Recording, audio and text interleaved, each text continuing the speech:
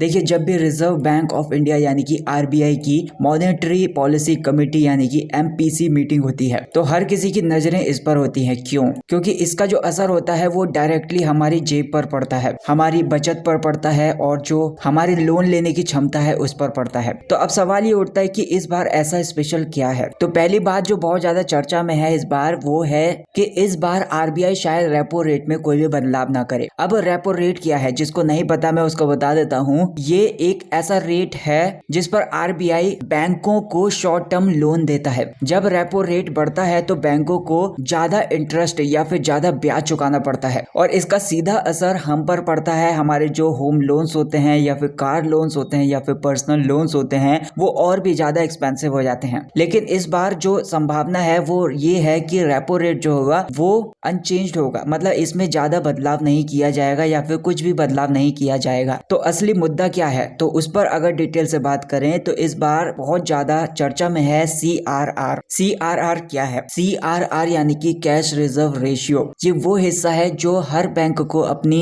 Total जमा राशि का कुछ परसेंट आरबीआई के पास रिजर्व के रूप में रखना होता है। उदाहरण के लिए अगर किसी बैंक के पास 100 करोड़ रुपए हैं और सीआरआर 4% है तो बैंक को 4 करोड़ रुपए आरबीआई के पास रिजर्व करने होंगे या फिर 4 करोड़ रुपए आरबीआई के पास रखने होंगे। अभी सोचिए अगर ये घटकर 3% हो जाता है यानी कि सीआरआर घटकर 3% हो जाता है तो बैंक को 1 करोड़ रुपए का मुनाफा होगा, यानी कि बैंक के पास 1 करोड़ रुपए ज्यादा होंगे। ये जो पैसा होता है बैंक लोन के रूप में मार्केट में डाला जा सकता है जिससे इकोनॉमी में पूरा पैसा घूमने लगेगा। अब सवाल ये है कि ये हमारे लिए इम्पोर्टेंट क्यों है। देखिए, अगर सीआरआर कम हो जाता है तो इसका मतलब ये है कि बैंकों के पास ज्यादा पैसा होगा। जब बैंकों के पास ज्यादा पैसा होगा तो वे कम ब्याज रेट पर लोन देंगे और इससे छोटे जो बिजनेस होते हैं या फिर जो स्टार्टअप्स होते हैं या फिर इंडिविजुअल्स के लिए जो पैसा होगा वो सस्ता हो जाएगा। इसका फायदा ये होगा कि लोग ज्यादा लोन लेंगे, बिजनेस बढ़ेंगे और इकोनॉमी में भी ग्रोथ होगी। और अगर सीआरआर में कटौती नहीं हुई तो जो बैंक होंगे उनके पास उतना ही पैसा रहेगा जितना अभी है। इसका मतलब ये है कि जो लोन की ब्याज दरें हैं उनमें कमी की संभावना कम होगी और जब इंटरेस्ट रेट ज्यादा होते हैं तो लोग लोन लेने से कतराते हैं। इसका सीधा असर ये होता है कि जो इकोनॉमिक ग्रोथ होती है वो धीमी पड़ सकती है। अब बात आती है कि आरबीआई ऐसा कदम क्यों उठाना चाहेगा। तो पिछले कुछ टाइम में इंडिया की इकोनॉमी में एक धीमापन देखा जा रहा है। महंगाई को कम करने के लिए आरबीआई ने पिछले साल रेपो रेट लगातार बढ़ाई थी जिसकी वजह से लोन जो थे वो महंगे हो गए थे।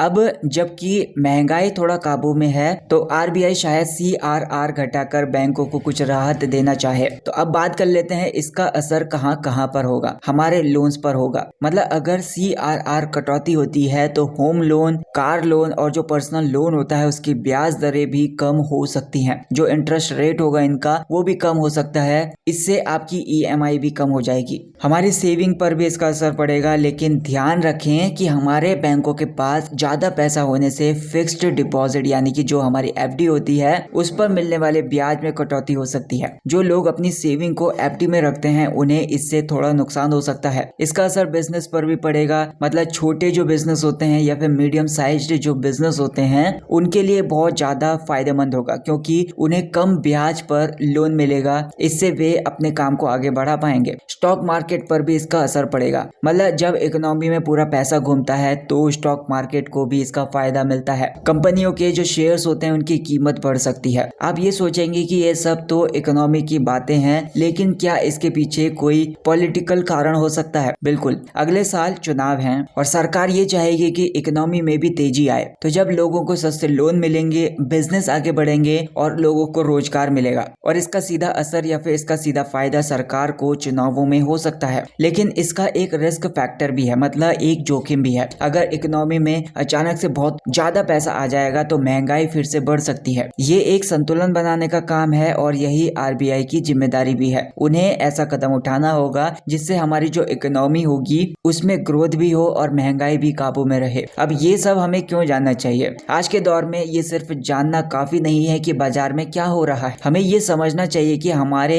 इन फैसलों का हमारी जिंदगी पर क्या असर पड़ेगा। अगर आप होम लोन लेने की सोच रहे हैं तो सीआरआर कटौती आपके लिए अच्छी खबर हो सकती है। अगर आप अपनी सेविंग्स को एफडी में रखते हैं तो आपको सावधान रहना होगा। तो इस वीडियो का कंक्लूजन यही है कि आरबीआई को इस बार सीआरआर में कटौती करनी चाहिए, इससे इकोनॉमी को एक अच्छा बूस्ट मिलेगा। लेकिन ये भी जरूरी है कि इसके साथ साथ महंगाई को काबू करने के लिए कदम उठाए जाएं। आपकी क्या राय है, आप क्या सोचते हैं इसके बारे में कि आरबीआई को सीआरआर में कटौती करनी चाहिए, और अगर ये होता है तो आप इसका फायदा कैसे उठाएंगे? बातचीत करते रहिए और इन मुद्दों को समझने की कोशिश कीजिए, क्योंकि ये आपके भविष्य को प्रभावित कर सकता है। आरबीआई की पॉलिसी मीटिंग सिर्फ एक मीटिंग नहीं है, ये एक ऐसा मंच है जहां से इकोनॉमी की दिशा तय होती है। चाहे आप एक एम्प्लॉय हो, बिजनेस करते हो या फिर एक इन्वेस्टर हो, इन सारे फैसलों का आप पर असर जरूर पड़ेगा। तो अगली बार जब आरबीआई की पॉलिसी मीटिंग हो तो ध्यान से सुनिएगा और ध्यान से समझिएगा। ये बातचीत जितनी सरल दिखती है उतनी ही गहरी भी है। तो आप मुझे इसके ऊपर अपनी राय जरूर कमेंट में बताइए और वीडियो को लाइक कर देना, चैनल को सब्सक्राइब कर देना। Thank you so much for watching this video.